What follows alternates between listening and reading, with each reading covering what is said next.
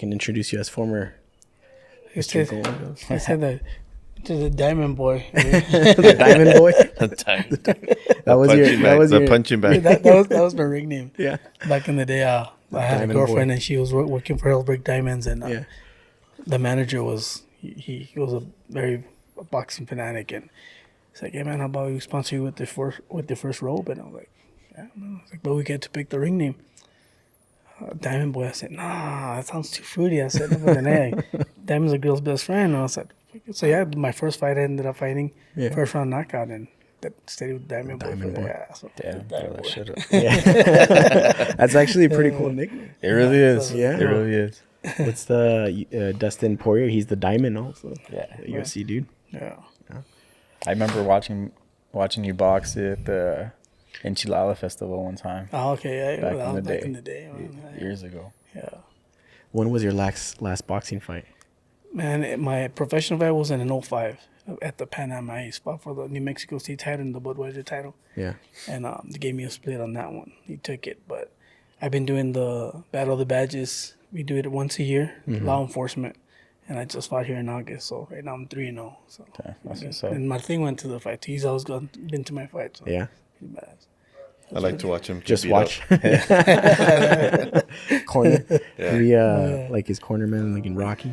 Get him, Rocco. Get him. And it's pretty cool, man. It's 3 1-minute rounds, but Yeah. man, they go by quick.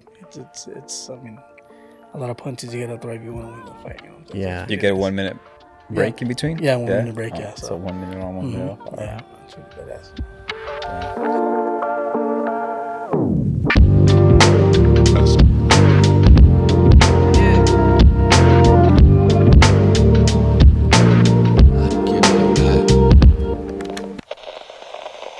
All right, guys. Welcome back to another episode of A-Town Talk, the #1 podcast in Anthony, Texas. And the only podcast, right, Raleigh? Only. One and only. The one and only. Today, I'm joined by my co-host, Raleigh. Olivas and Booby couldn't make it today. But we got 2 very special guests. We got Mr. Jacob, a.k.a. Diamond Boy, formerly known as the Diamond Boy. Nice. Jacob Gomez, and then Martin Lerma, Captain Martin Lerma, former mayor of Anthony, maybe future mayor. We'll see. Again, Run it Yeah. back. We'll Run see. it back. hopefully. Welcome to the podcast, guys. Thank you, man. Thank you. Appreciate you. Yeah, I wanted to do this episode because there's a very special member of our community right now that is in need of our help, and he's one of our boys. He's a good friend of ours. There's this event coming up September 14th called the West Valley Fire Angel Fund event. Martin Lerma, he is the organizer of this event. He is a captain here at the West Valley Fire Department. They've been doing this since 2010, I believe. Yes. Right. How many recipients have we had since it started already? Okay, so this will be the 7th recipient. 7th recipient. Yeah. So we started in 2010. The last time we did it was 2014. Mm-hmm. And then we started up last year again. So, yeah, six recipients. Okay. And the recipient this year is our boy, like I said, Ricky Pettis. Ricky Pettis went to high school with us. He graduated back in 2009. He was actually in part of your class. Yeah. Earlier this year, Rick was diagnosed with a tumor. And he's been battling that ever since. Right. So when I first heard about this, I definitely wanted to jump on board and be a part of this. For the same reason, like I said, he's one of our boys. I don't have the title of best friend or anything like that. That goes to our homie Louie. But in the time that I have known Rick, straight boy. In the time I have known Rick, he's always been a great guy. So I think this is pretty awesome that you guys are doing this for him. Previous events, how does it go? Like on average, how many people do you guys get, or what vendors do you guys get and stuff like that? Or So, I guess about 2,500 to 3,000 people come through here. Every year it gets a little bit bigger and bigger. So, hopefully this year is a lot bigger. We've invited a lot more people, a lot more vendors, a lot more car clubs. So I'm hoping it's a lot bigger this year. Yeah, so there's going to be a cornhole tournament, Yes. which is pretty cool. There's going to be a volleyball tournament. There's going to be lots of vendors. There's going to be bands, Car show. car show. Bike shows.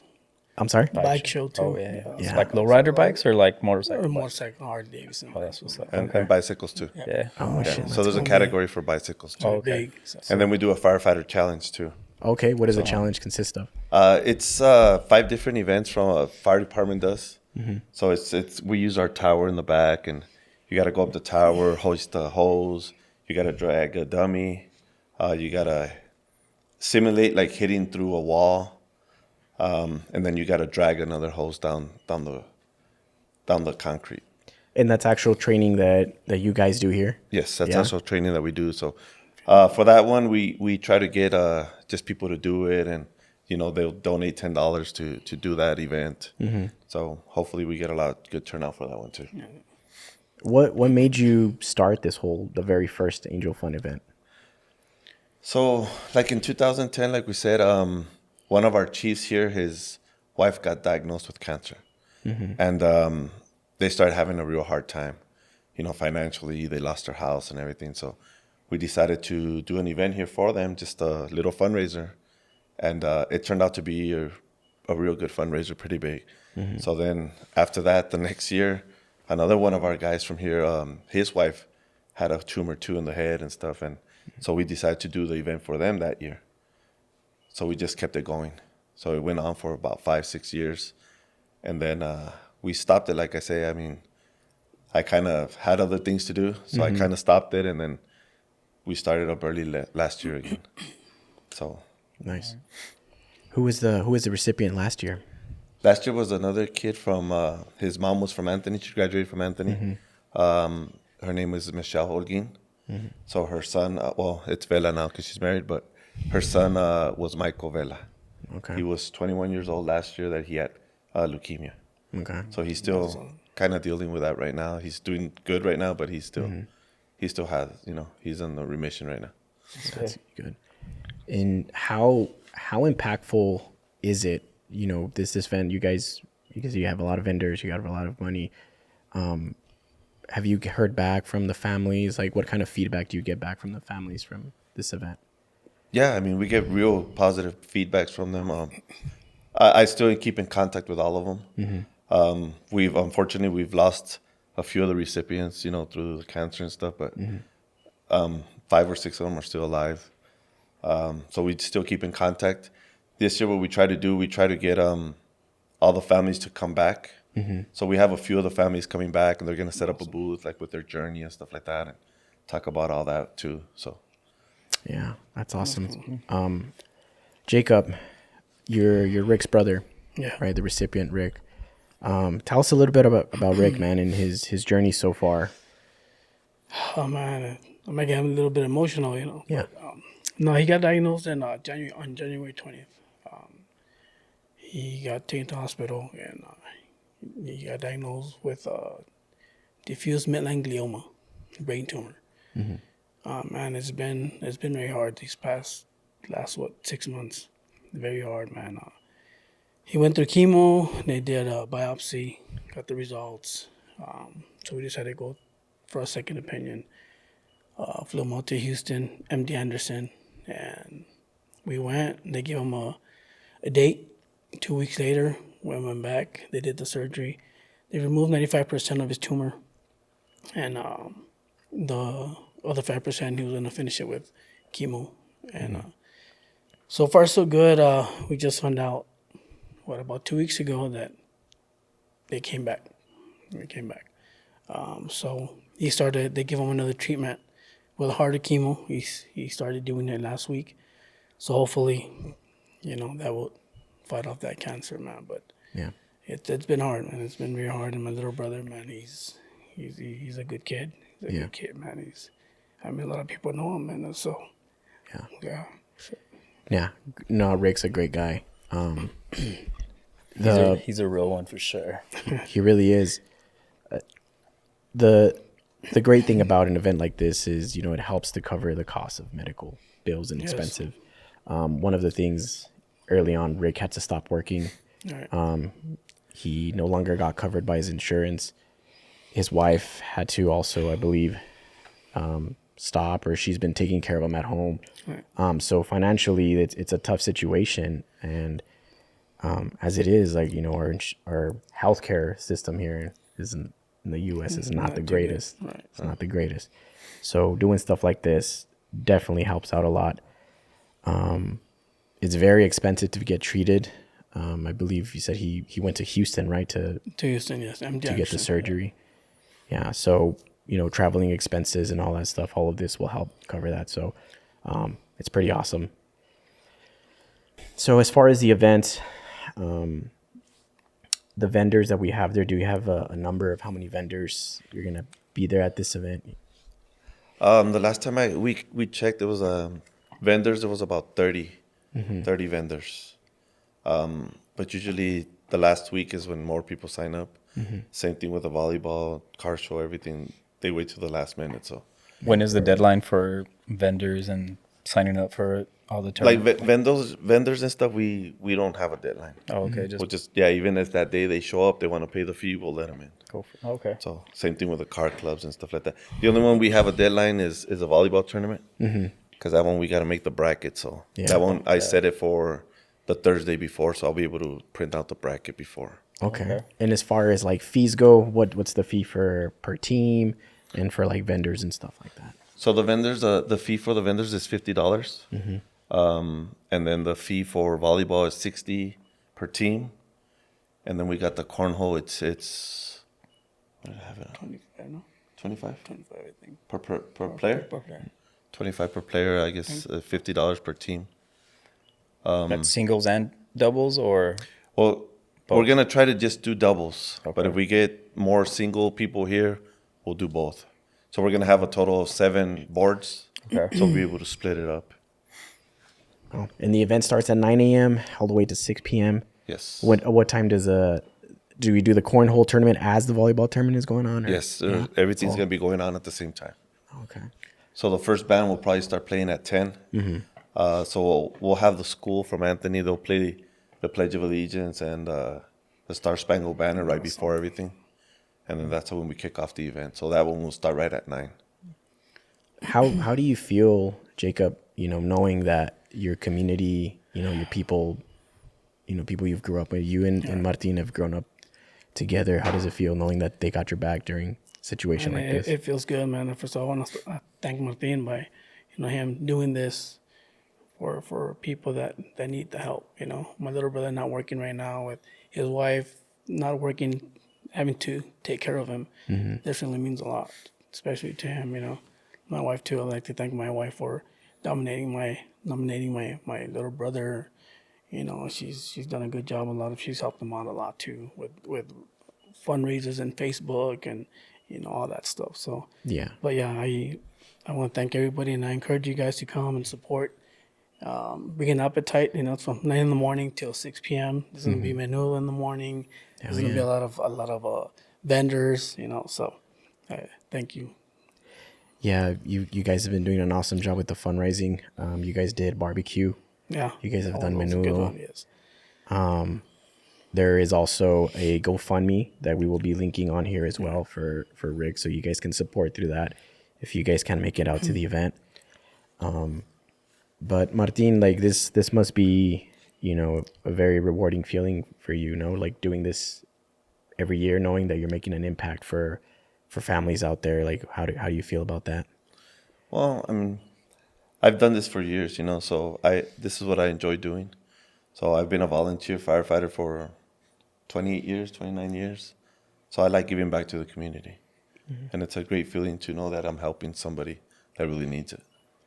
I second that. I can remember playing Pee Wee football back in the day when I was like 5th, 6th grade or something, and I believe you had donated a bunch of like football equipment to our team. Like we were just fairly new to it, to the Anthony playing in El Paso League. So I remember that from back in the day. Oh, that's right, we did.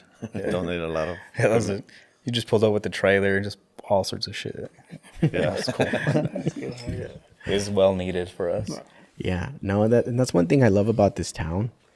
that the community always pulls up. It's a very small town. Everybody knows each other, and everybody's got each other back. I went through a similar situation at the end of 2022. I lost my mom.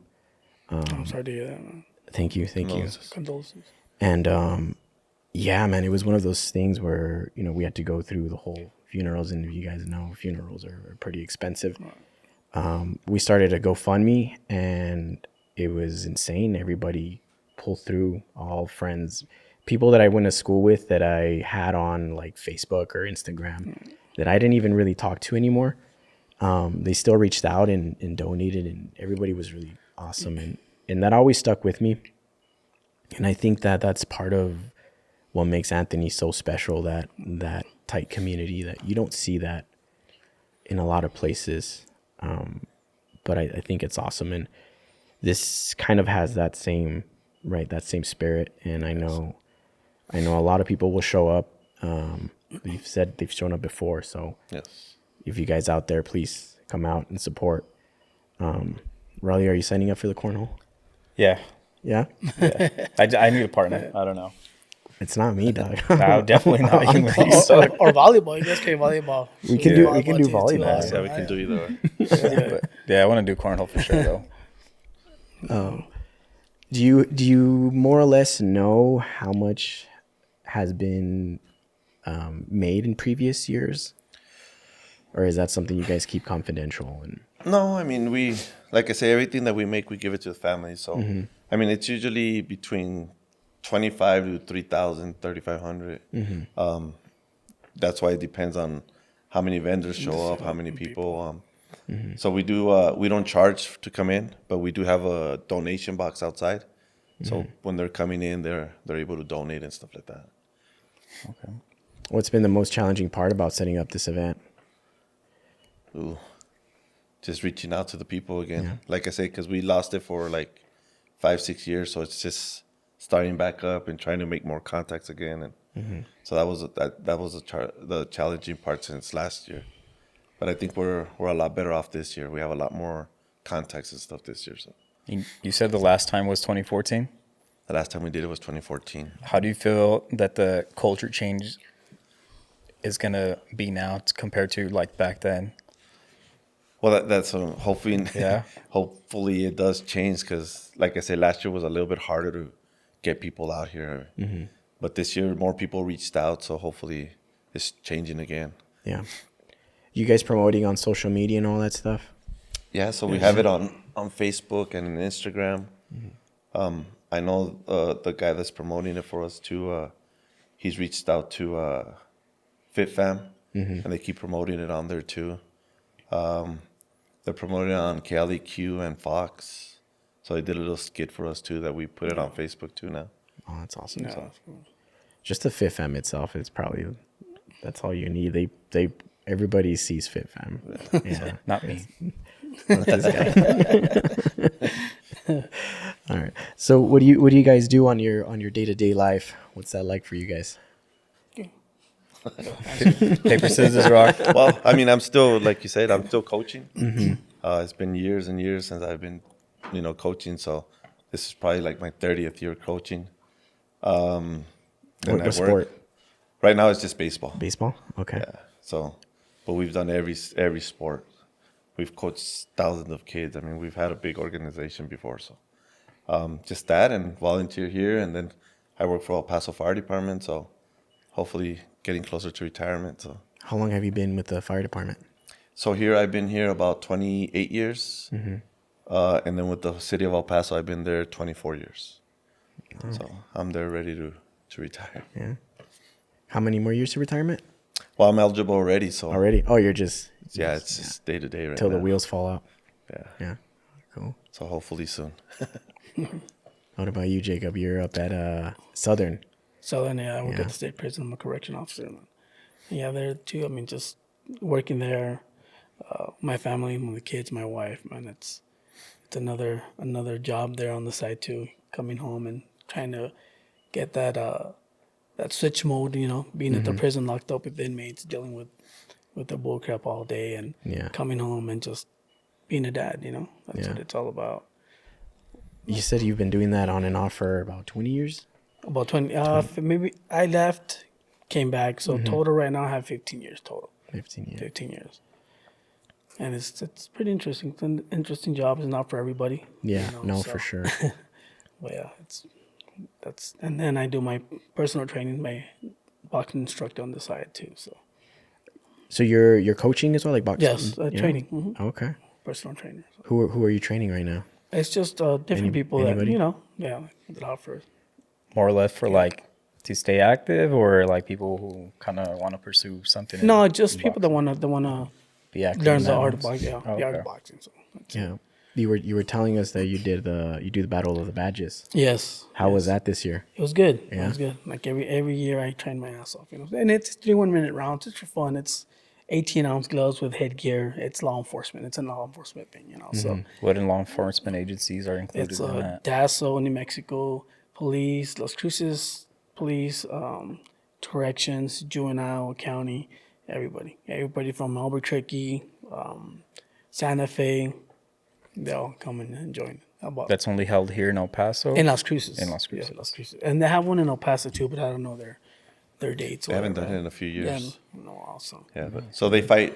Law enforcement fights firefighters. Yeah. And okay. and firefighters too. Yeah, I forgot. he felt left out. So who usually wins between the The firefighters. firefighters? Yeah, well, actually, this year I was in the firefighter department corner. So Yeah. I was the main event. So the last fight, it was I think it was tied up 6 fights. So I won the last fight. So we won the trophy for the firefighters. Yeah, red Main corner. event. So it was pretty badass. Return of the Diamond Boy. Yeah. That's what he said. And it feels good, man, because without this event, like my wife, my kids would have never seen me fight. Now my kids are every year. They're like, "Daddy, are you gonna fight?" Yeah, and they love being in my corner, man. So something good to to show that Daddy can still fight. 46 years old, you know what I'm saying? So, Is that something that still goes by weight class? yes, Yeah. weight class, yeah, yeah. And here in New Mexico, they're not that strict. Maybe 5-10 pounds over, but. In Texas, it's sort of totally different ballgame. That's a USA boxing. You can't be over 3 pounds because if not, the fight won't happen. Oh shit. Yeah, so they're more lenient in New Mexico, but yeah, that promoter he's done a great job. The last past, I think it's been a while. I don't know how long it's been, but I've been fanning for the last past 4 or 5 years, and it's been great. And good opportunity. How many more fights you got in you?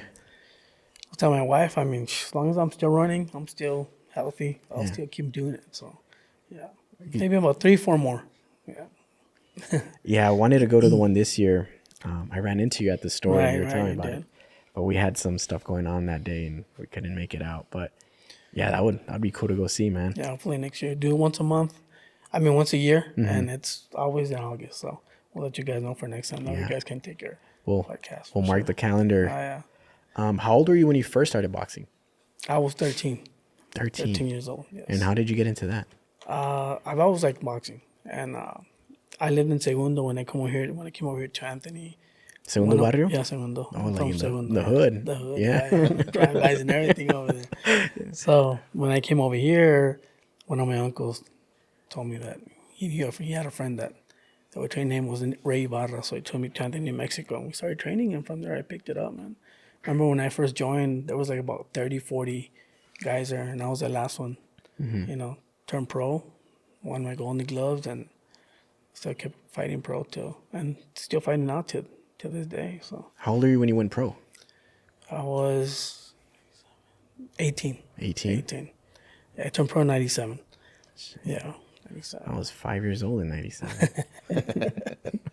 Hey, you guys are young too. Yeah. I went to high school with your sister, so she Yeah. graduated with me. So Yeah. I'm like, oh, yeah. So right after you graduated, that's when you went pro? Yes. Yeah. Yeah. No, I actually went pro my senior year. Your senior year? Yes, I remember the coaches were so mad at me because I would wrap my hands like if I was in a fight, right? So I was a corner and I didn't want to hit my senior year. I was like, no, I gotta save my hands. I didn't want to hit. So they would, what's wrong with you? You gotta hit. Come wrap and hit. So Yeah. they're like, no, man, you know what? So they take me off and put somebody in. And yeah, that same year I ended up turning pro, man. But So would you just like torpedo them like head first?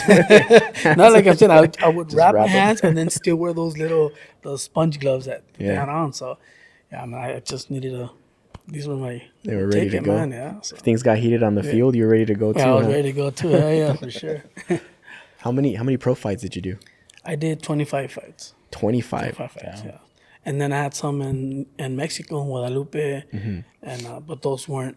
I know those weren't sanctioned, so those weren't in my record. But yeah, it's been a good journey in boxing, man. I met a lot of De La Hoya, my number one, right?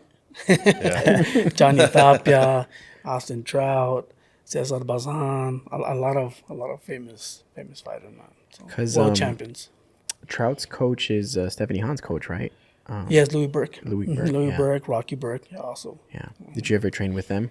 I sparred with Austin Trout once, and Johnny Tapia was a good friend of mine, and we would go. He would help me with a couple of my fights too to spar. So it's been good. 2005 was my last fight. That's when I had my baby girl, and I called it quits. So it wasn't the same, man. I have that motivation. I just want to be with her 24/7, and Yeah. you gotta have 100%, in order for you to be a full-time fighter. You have to have It that is. mentality, man, because it takes a lot out of you. So. How was what was the hardest part about fighting? Like the training cabs, the weight cuts? The training and the weight cuts, man. Yes, I mean it's the weight. It's just like wrestling, I don't know if you guys ever wrestled, but you have to maintain a certain weight, because if a fight came up, weak, you had to drop that weight quick, and if not, you wouldn't fight, you wouldn't get paid, So, but yeah, it was hard. So when I was single back in the day, I was living with my mom. She would cook for me. I was just training. I didn't have no responsibilities, So when I had my daughter, that changed everything, man. Yeah. So, yeah. Being a father, so. What was your weight class? Man, I started back at 115.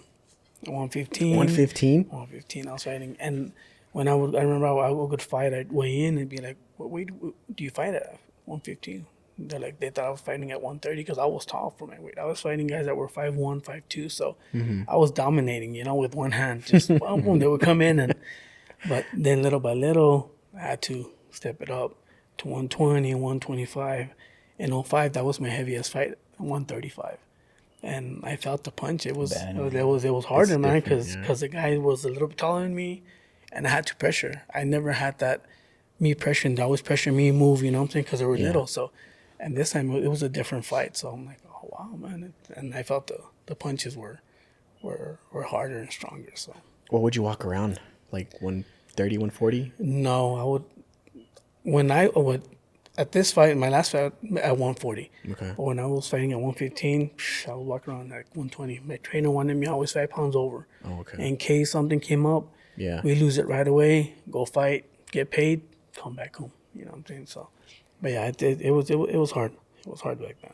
That's such a hard lifestyle to maintain. It is. Huh? It is. The weight cut's insane, man. Yeah. Especially like these world champions, they do a lot of sacrifices, man, with their family and not seeing their kids, but it's a sport and that's what they love and that's what they do, If I had the right people that would have guided me, I probably would have done the same thing, But back then I didn't, so it was just me and my trainer. Didn't have a promoter, so just it was different. So. Yeah, promotion has a lot to do with it too. Oh yeah, for sure. How many wins, losses was your record? Man, and 25 fights, like 15 and 4 or 5. And then plus the ones that I won in Mexico, those were like maybe 4 or 5. So, I mean, it was a pretty good run, I made my money. Oscar De La Hoya was the one that paid me the most, tax-free. So that's why he's my number one fighter still, man. Even though people talk a lot of crap about him. Yeah. In my heart, he's still number one, for life. He just does a lot of weird things, man.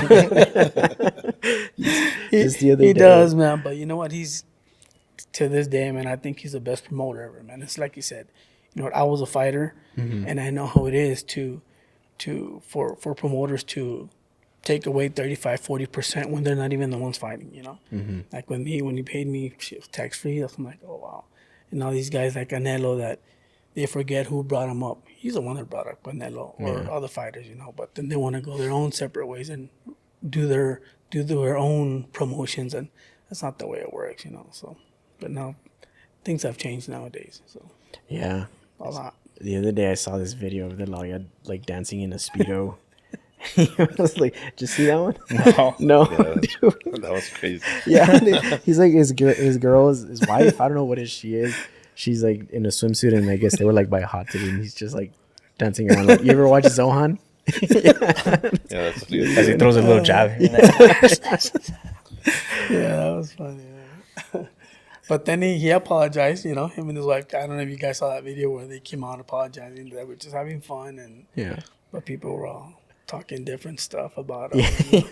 Well, yeah, it's just, you got to think like you're such a public figure. He is, yeah. You know, you do stuff like that. Like, But even then, like, they know how stupid it is or how they look, and they still upload it themselves. Yeah, that's true too. Yeah. I mean, And he's it's a- just not like he's a famous people, it's just CEO, like- you know?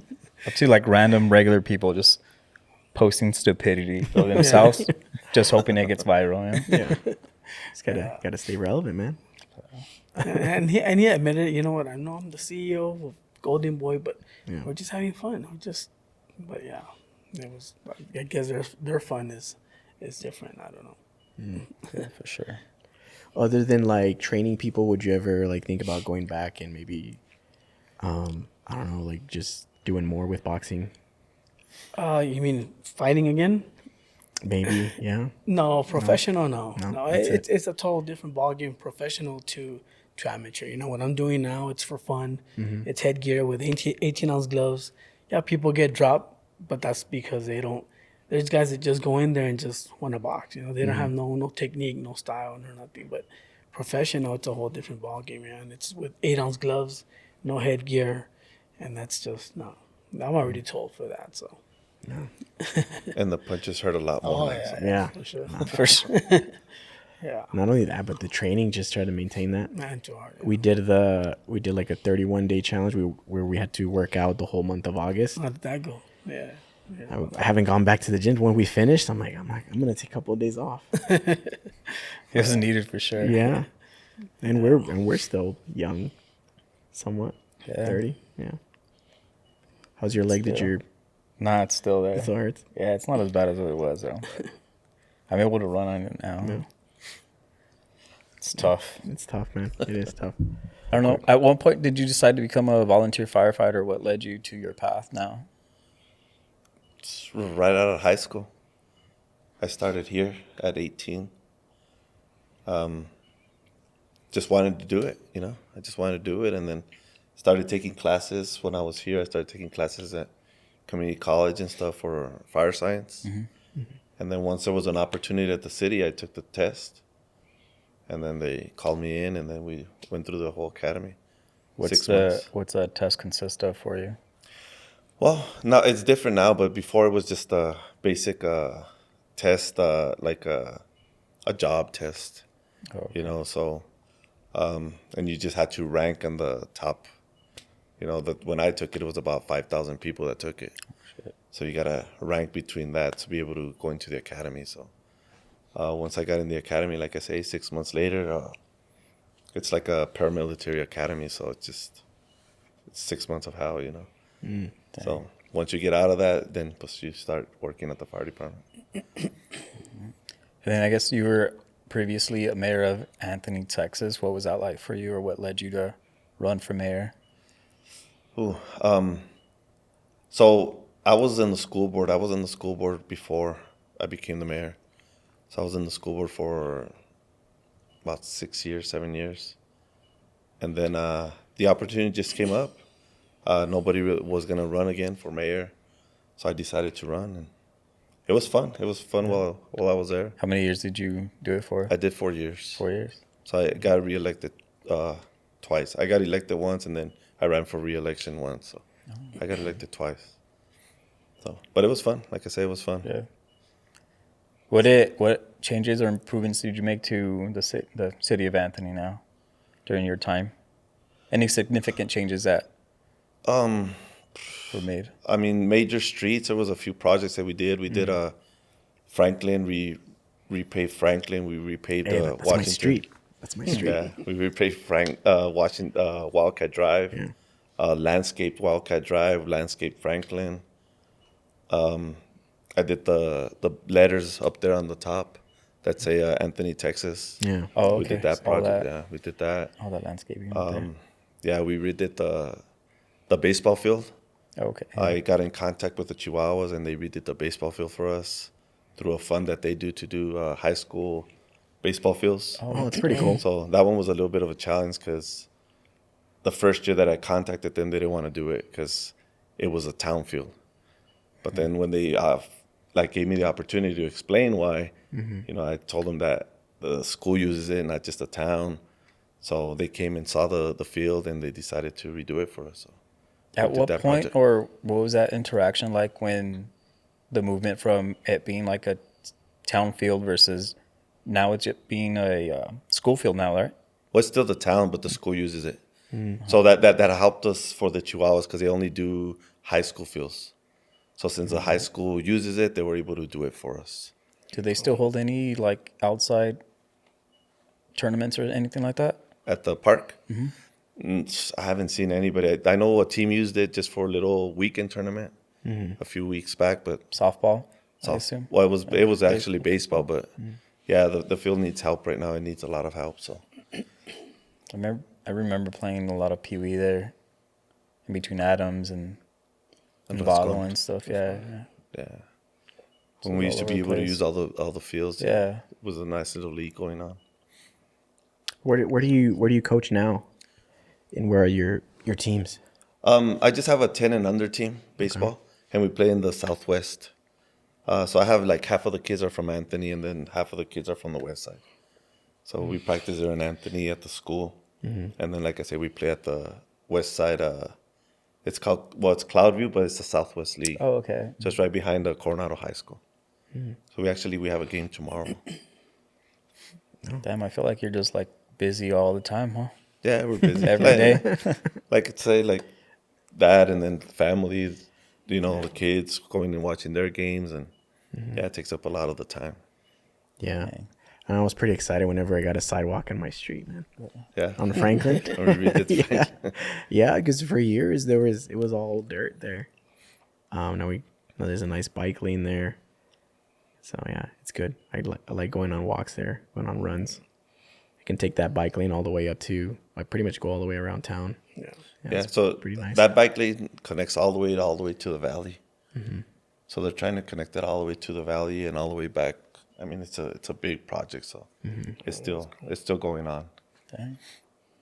But yeah, it takes several years for you guys to see a project, So projects that I worked on when I was there, I mean, you already started seeing them last year, 2 years ago, Oh no. So yeah, it takes several years for a project to come in and start developing. What's the hardest thing about like local government? Is it dealing with the people or just? Yeah, I mean, there's always people, complaints and stuff, but yeah, I mean, it's just small town, It's a small town, so the politics are a little bit harder to deal with because everybody knows each other. They know your family, your kids, and stuff. So Yeah. yeah, the small town politics, I think, is the hardest. Do you feel like the town of Anthony is pretty like involved on the political side? I think they used to be. I don't think they're that involved anymore. I mean, I see it that a lot of people just don't care anymore. They just don't care who's in office, who's there, who's making the calls. So you see it, I guess, in the voting because a lot of people don't come out to vote. Are you Yeah. big on voting or? I used to be. I'm not that much anymore either. Yeah, I don't go out there as much as I used to. Yeah, I mean, I don't vote either. You probably should. Yeah, me either. Yeah. Damn. Maybe we should start voting. Maybe we're the problem. I've honestly had discussions with like other people. They always say that it's like the smaller towns or like the city elections matter more than like the presidential ones. Yeah, lot of yeah, that. and it does. I mean, like in our little town, I mean, every vote counts, But it's hard to get people to come out and vote. It's real hard. It is. I don't know if. I think for one, like there's not enough being publicized about it. Like I don't even know when they host the elections or like what type of season. Yeah. And if I don't know, then I'm pretty sure a lot of people don't know. Yeah, Just your see local around ones, like in posting. Anthony, they're usually in May. In May. Yeah, and that's for the town and the school board. Well, that makes sense. I see more like school, like posters or little boards or For whatever, elections. like for elections.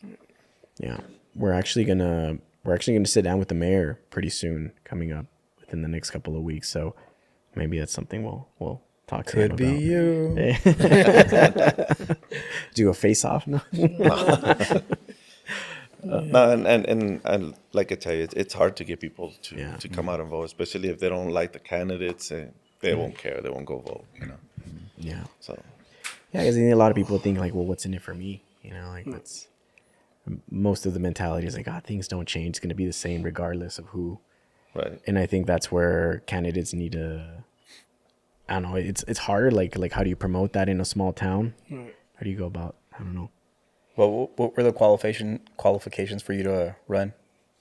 There is none. I mean, it's just you have to be 18 Oh, that's it. and you got to be a registered voter to be able to run. And then you got to live.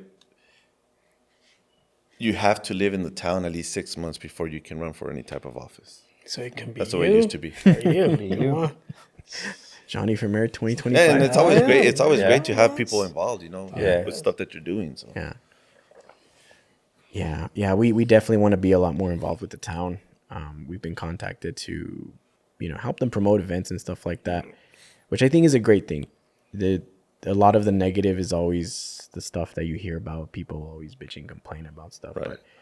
But there's a lot of good things, like you were talking about the projects you've worked on, and our thing is like we want to shine lights on stuff like that. For example, like this is a great thing for the community. So whenever I heard about it, I'm like, let's help them out, promote it, do what we can to reach out. And I think people need to hear the story, right? And that's how this is a great way of doing it. So that's pretty cool. Jacob, what else can you tell us about Rick, man? He's your little brother. What was it like growing up with Rick? Man, since the day he was born, man, he changed my life. I was telling him that when he was born, I just loved him, man. I would take him everywhere with me, to my training sessions, to my boxing fights, And you know what's funny is that with him, he's always been one of those kids that when he gets sick, right away he wants to go to a doctor, right? He gets nervous right away. Mm-hmm. As him growing up, he was always so scared of cancer. And like, Does it run in your guys' family? no. And then it hit close to home, when they hit him, we were like, what do you mean? Like, this happened to him. And he can't believe it, that it happened to him. And he's been so scared of cancer. And he got it, and it's just, man, when it hits that close to home, it just, everything changes for you, man, Mm-hmm. And it's like I said, it's been hard. It's been very hard trying to keep him afloat, keep him busy, keep him so he won't start stressing or thinking, Mm-hmm. But I mean, he's a good kid, man. He's a good kid, and he doesn't deserve this, Yeah. Things happen for a reason, like I tell him, but like I tell him, we're gonna finish this fight, and you're gonna be good. He's gonna be okay, and like I'm saying that day, I thank you guys for doing this for my little brother, man, Mm-hmm. and he appreciates it too. He wanted to be here, Yeah. but he was still kind of, Yeah, iffy no, about it, so. I didn't want to put him in that position. That's why when I reached out, I wanted, Yeah. get you on here to talk on his behalf. But we celebrated his birthday last weekend, Yeah, last weekend, Saturday. yeah. That was pretty cool, man. Thanks for having us Yes, over. Of course. I think we had one too many that night. That was a good time. It was a And good time. he had a blast with you guys, man. He talked Yeah. about it, bro. Thank you for having my friends over and anything for my brother, man. It's a good time. I got your back no matter what. And I'm your big brother, and that's what big brothers do, man. So you tell me, you just worry about getting better. Mm-hmm. I'll take care of your financial problems, We gotta do menudo sales. We gotta do whatever we gotta do. Yeah, We'll do it, So that's awesome, man. that's where we're at now. So That's great. You got any funny stories about Rick? You want to put him on the spot? Anything embarrassing you want to put out there for him? no, I don't. I didn't talk about it with him, and No. he's gonna be like, "Why did you say that, bro?" I don't want to hear. Oh, that's But funny. but since he was a kid, man, he's always been He's been an awesome kid. Always got along with people, you know. And that's what, now that this happened, you know, a lot of people, they've come through for him. You know, Rick is this person, like he's always talking to everybody. Like you talk to him and it changes the way you think, and I'm very touched, man, because even he was, you know, people that came through with everything, menudo sales, everything. Like, bro, I didn't know how much people cared about me. I said, bro, you're an awesome kid, man. Like, you're awesome. Like, your buddies love you. Like, your family loves you. Like, other people, they just meet and talk to him. They love you right away, you know. And that's the person he is, you know. So Yeah, it really makes an impact how you carry yourself on the day to day. yes, Like I said, I saw that with my mom. I didn't realize how many people cared until when everything went down. The day of her funeral, and that shit was packed. There was people coming up to him like, "Who are you?" Like, I'm sorry, I don't know who you are, but everybody always had a good story to talk about her. And there is those special people in our lives that are like that and have that effect, right? That it kind of just transcends everything. Rick, I've mostly partied with him.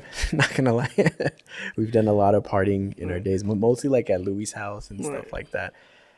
But I think one of the most moving things that ever was at his wedding, at Louis' wedding, when he did the best man speech. The best. Holy shit! Damn. That speech. He got down. That speech was great. I'm gonna ask Louis for the video so I can throw it on there, man. That speech was crazy. Everybody was like tearing up and shit, and I'm like, I'm not crying. You're crying.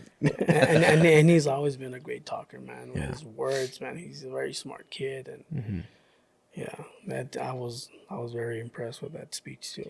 Everybody was, you know. And it's genuine and it comes from the heart, and that's how he is when you just talk to him on a day-to-day basis. All the conversations I always have with them, they always feel genuine. He always, you know, greets you the same way. He's like, "Hey, what's up, Johnny boy?" And like, "What's up, man?" Like, always with the smile. So always. So it is very unfortunate that it is happening to him, and he doesn't deserve this. But there's that quote saying that, you know, God gives his strongest soldiers the hardest battles, right? And Rick is that guy. He's one tough dude. He's a fighter. And if anyone's going to beat it, it's him. And I know that. So that's why it's so important, everybody to come out and support, because even though, you know, he is one strong dude, he still needs everybody to support him. His family, we're here. We're going to be there. We're going to be selling our merch there. All the proceeds are going towards him. So just come out. Have some fun. Have some fun. It's going to be cornhole. Raleigh's fucking good at cornhole. I'm right. Dude, this guy used to practice. He had like his own little cornhole at his house, and he would just practice every day. Oh, bro. Sometimes. Do you join the tournament? Do you win tournaments or not? Nah, I've only done one tournament, and that tournament, they placed us with like random people. And me and that partner got like 3rd or 4th place, but it still wasn't too bad for like not playing with somebody you don't know. You know? But I just enjoy it, like just having a beer and just tossing some bags, you know. So you never go to the American Legion? No, but I've heard about it. The dudes that I played that cornhole tournament with, they were like, "Oh yeah, we play every Thursday and so forth." Yeah, they play every Thursday at the American Legion. At the American Legion, I'm like, "Fuck, dude!" Like, Yeah. they start kind of early though, and by Every the time I get out of work, it's Every Thursday. So Everyone's kinda Chato late. just had one at the Wet n Wild too, a tournament. he's good too. Yeah, he just had a tournament at Wet n Wild too. Chato the barber? Yeah, Oh, okay. yeah, he was there at that tournament too. Yeah. I think he won it actually. To be Yeah. honest, yeah. Cool. Oh shit, we might have to jump in on that, dude. Yeah. Do one of these tournaments. I'll be there to help you out, but I won't be your partner. I suck. Nah, it's all right. Pass. Fast. But it's just a good time, honestly. Just It is. it's good. It's a good environment. People who are competitive, and I don't know, it's just fun. It's challenging, and you literally have to work with your teammate. Like, it's good shit. Yeah, I enjoy it. we So- did. Yeah, Go for ahead, it. go ahead. No, go for yours. So I remembered a story about my. All right. Let's hear it. He used to hate Chucky, right? Since we watched the doll? movie of the doll Chucky. Oh, right? okay. So I remember one time he would always call me Menso because he got that from my little sister. I'm Menso. He'll always call me Menso. I said, my brother, stop calling me that, brother. I said, because every time you call me that, Chucky's gonna get. So I bought a doll from Spencer's, and it was an ugly Chucky doll, right? So we were at my mom's room one time, and we were wrestling, and he called me Mensa. So I went to go get it from the storage. I brought it. From his bed. He got it from his bed. I got in the storage, and I put it in the couch. So my mom's room was way on the other end. So we were playing, and then he calls me Mensa. I said, remember I told you, keep calling me Mensa. I said, Chucky's going to come out. No, whatever. He's not. So I said, peek out the window. So he peeked out, and man, Chucky wasn't sitting on the couch. Brother, I'm sorry, right? So yeah, we'd be there, and I played with him. I would always like to tickle his legs. And every time I do it, he called me Mensa again. So again, I moved it to the kitchen in the chair. Oh my God, I remember when I told him, remember I told you, keep calling me Mensa. I said, Chucky's getting closer. And oh my God, I can't believe he peeked out and he saw Chucky in the kitchen. Oh man, he started crying, bro. He freaked out. I had to get him and hug him. And I tell my little brother, I blame myself, bro, because that's why you were so nervous. You were a nervous kid because of me, because of damn Chucky. You're traumatizing him with Chucky. Hey, but did he call you Mensa after that? No. More after that. He Put an end to that. He learned his lesson. Yeah, it was crazy. It was funny. Oh, fucking Chucky was. And you guys, how did you guys start with their podcast? With our podcast? Whose idea was it? And It was my idea. Nah. Yeah, it was on Raul's been doing this since when did you start? In April? Episode 16 was the first one. It was like sometime in April, I think. how many episodes do you guys have so far? 32. wow. This is gonna be 33, I think. Yeah. So I started it in January. Yeah, and it's come a long way from like all of this right here. This is as professional as it's gotten. We've kind of evolved it over the time, but we really enjoy it. It's fun, and it's been growing a lot. And yeah, the platform is really evolved now. That's awesome. And I was telling the guys, I'm like, well, we have a pretty good following. Like, we can do something about it. Do something with it. So, yeah, I love doing this, and if we get to help somebody along the way, especially someone that means something to us, it's the way to Appreciate go. you guys for doing that. Yeah. And how many followers right now do you guys have? Right now on YouTube, we have 350. We probably just crossed 53, 52, something like that. On YouTube, that's subscribers. On Instagram, we're like getting close to 800, like 700 something. Nice. But all in a span of 9 months now, which is pretty good. And all the equipment, Johnny's expensive. Yeah. Some of it, Sal's been helping out. Some of these lights are his. One of the cameras, he's become like our producer. Shout out Sal. Shout out Sal. We got a whole team on it now, which is pretty cool. And we've been meeting some cool people. We've worked with other local, like, podcasters and meeting some really cool people. And yeah, we're just trying to grow it, see what becomes of it, and yeah, just see where it takes us. Just roll with it. Just roll with it. Yeah. Well, best of luck to you guys, man, and thank you for doing what you do, man. Yeah, for sure. Anything before we close out on the event, so we'll get the details on the screen and all that. But Martin, anything you'd want to tell the people before we close out? Yeah, just come out and support. Come out with the whole family and have a good time. Mm-hmm. There's going to be plenty for everybody to do. Great music, great event. So come out and help out. Yeah. And like we were saying earlier, if this keeps growing, it keeps helping other people, not just Rick and Jacob and their family. It can help out other families, and you would never know when somebody needs it, right? Exactly. Jacob, anything before we close out? Anything you want to say? I just want to, invite everybody to come on and support my little brother and finish this fight. It's like I'm saying, it's been a hard last 6 months, and bring your appetite. From 9 to 5, it's gonna be all kinds of different foods, and I know my little brother's gonna be here. So you guys want to talk to him, ask him questions. He's gonna be here. So yeah, for sure. Thank you guys so much for doing this for us. Appreciate you so man. much. No problem. Thank you guys for hosting us here at the West West Valley Fire Department. I've never been inside a fire department. It's Wow. cool. Yeah. We got a little tour right before, and I felt like a little kid on a field trip. We saw the fire trucks in the back. Oh, that's cool. Yeah. To come on the back. I wanted to put on the helmet and jump on. Well, you can Well, do it that day. Yeah? Yeah, we can do it the that day. challenge. Cool. Yeah, do the challenge, man. I want to try the challenge. Yeah. I'd like to do that. You're gonna pass out, dude. This I is still real got man the stuff. courage. Oh, so what did the challenge consist of again? So, you go up the tower. Okay, the one back here. Yeah. And then you it's gotta hoist up. three flights or how many? Yeah, this one's 3. Usually it's five stories. Okay.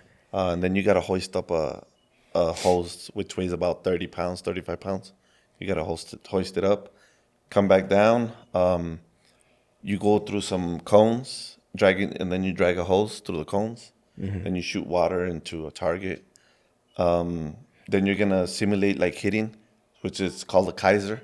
So it's with a hammer, with a sledgehammer, the Kaiser, and then you do a dummy drag. How heavy is that dummy? The dummy's about 180, 185. So it's just dead weight. So it's hard to move. Lightweight. That's what I weigh, dude. 185. You want to practice with me? Nah.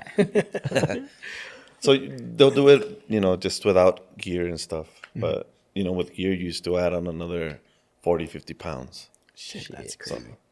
Yeah. And how many signups do you guys have, like, in the event when you guys do it? How many people do it? Usually it's about 20, 30 people. Oh, it's unbelievable. The past years that we used to do it, we used to actually have the whole combat challenge. And it was like all the different departments around that would do the combat challenge. So the combat challenge used to be real big during that time. You don't see it that much anymore. El Paso Fire Department used to be in the top 5 in the world. They had a great team. So the combat challenge around was real popular at the time. So we used to have a lot of teams here. But now it's died down, so El Paso doesn't even have a team anymore either. So it's hard to get people out here to do the firefighter challenge now, the combat challenge. So that's why we call it a firefighter challenge now, and they don't do it in full gear no more. It's just an obstacle course for people to do and stuff. And Has anybody actually completed it? yeah, they'll complete it. Like I said before, the combat challenge was a lot stronger and harder because you were with all full gear, everything, and now we don't put them all through the gear and stuff. So it's just easier stuff for them just to get a feel of what firefighters do. No, that's pretty cool. You want to sign up for it? Nah. No? Cool. All right. Raleigh, any last words? No, man, just come out and support. Bring your sunscreen, bring your family, bring your money, and have some fun. Yeah.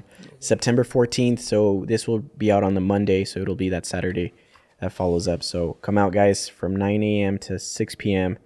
We'll be there. Come shout us out. Show Rick some love on the comments as well. If you guys got a message for him, it's a good spot to put it. You can follow us. You can follow the West Valley Fire Department. They'll have all the information on there. If anybody wants to sign up to be a vendor, you can be on there as well. And like I said, vendors will be accepted even until the day of, right? Right. Cool. If you guys can make it, like I said, you can also donate on the GoFundMe, which will also be listed on there. We'll be having it on our pages. But yeah, we'll wrap this one up. Thank you, Martin. Thank you, Jacob, for taking the time to be here. Yeah. And thank you, guys. Yeah, we'll see you guys. Thank you for allowing us to be here. Yeah. And do this podcast today here at the firehouse. Yeah, it's another off our checklist. We've never done one at a firehouse. And who's going to take the Super Bowl this year? Steelers. No Cowboys. Another dream of another dream. For both of y'all. Who's your team, Riley? The Broncos. Your team, Johnny? I don't follow football. No, football. He likes America. Dude, fuck no. Football. No. Hey, you should have told me the story of you giving De La Hoya a love letter. Shit. No. there's still time. We haven't stopped recording. He put a love note in De La Hoya's pocket. Yeah. That was the first time he ever came down to El Paso. I think that was in, 96? 95, 96. 96.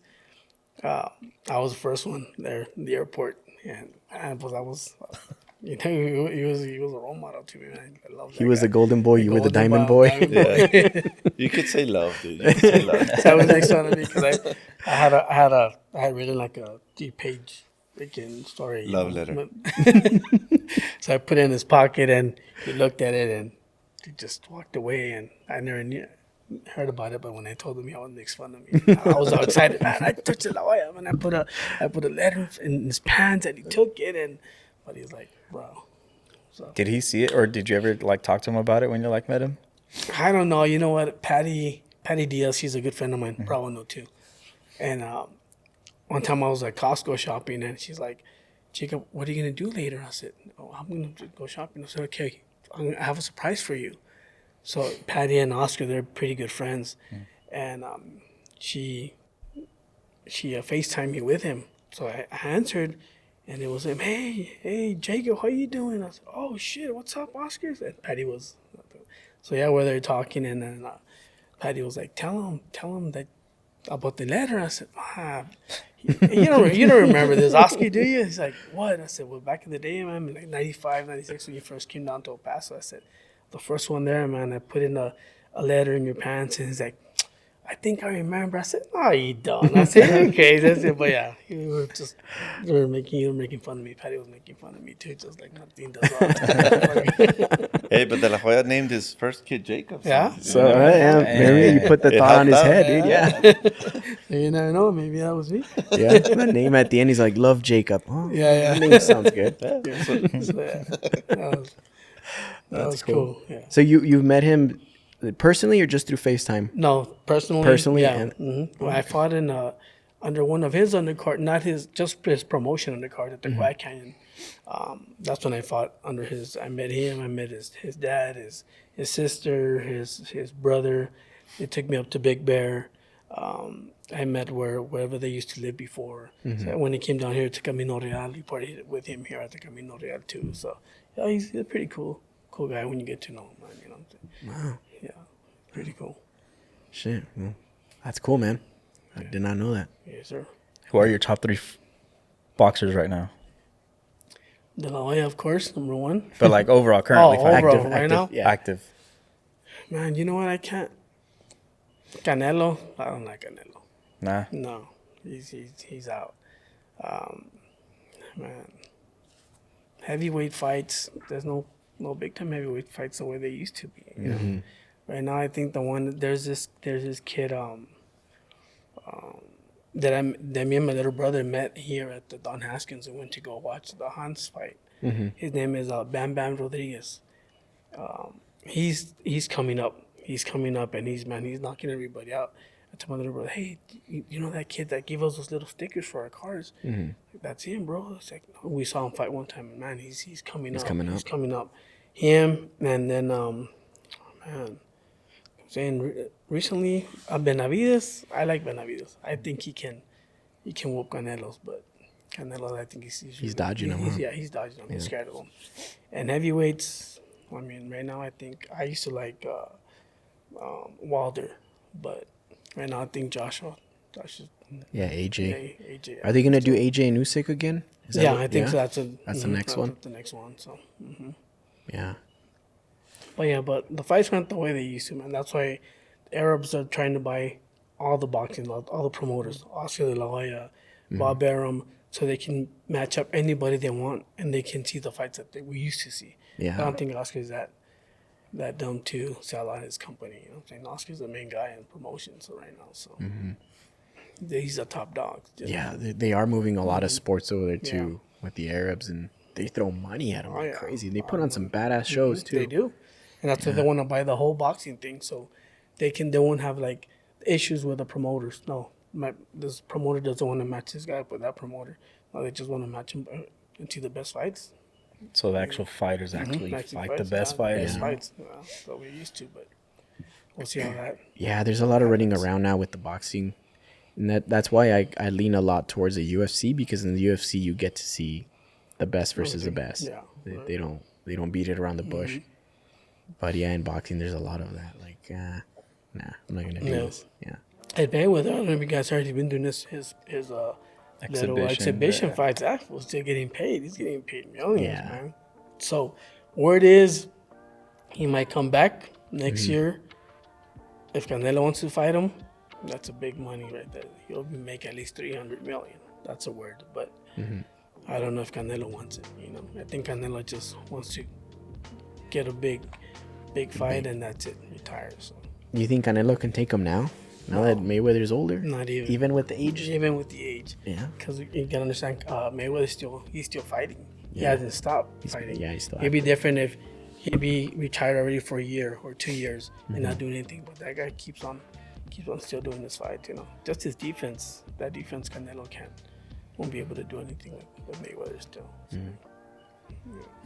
What about the local boxers? Do you keep any contact with like up and coming local boxers here? No, not really. I mean, Heather Han, she's a female, one of the female, 3 of the Hans that are fighting now. She's the other one fighting. Jennifer Han retired.